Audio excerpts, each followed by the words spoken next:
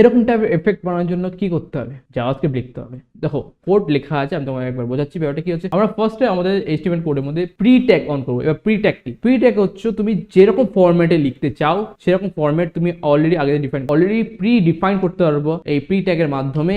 এবং এরপর কি করবো, এখানে একটা আইডি দেবো, ট্যাগ দিয়ে দেবো, টার্গেট দিয়ে দেবো, আইডি টার্গেট দেওয়ার পর একটা ফাংশন অন করবো, animated var element document dot ID কে টার্গেট করে নেবো।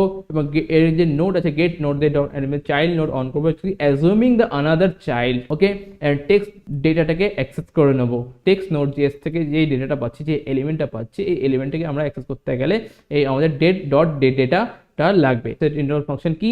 দেখো অলরেডি তুমি ডিফাইন করতে পারো যে তোমার এই কোডটা কতবার রান করবে, তুমি পার মিনিটে বা পার সেকেন্ডে কতবার আর ওটা কন্টিনিউ রান করতে হবে না। তো চলো এর আউটপুট দেখে দিই। চলে এসেছে আমাদের আউটপুট। এবং একে যদি আমি 1 সেকেন্ড করে দিই, এখানে একটা 0 দিতে হবে এবং এটা স্লো হয়ে যাবে, আস্তে আস্তে মুভ করবে।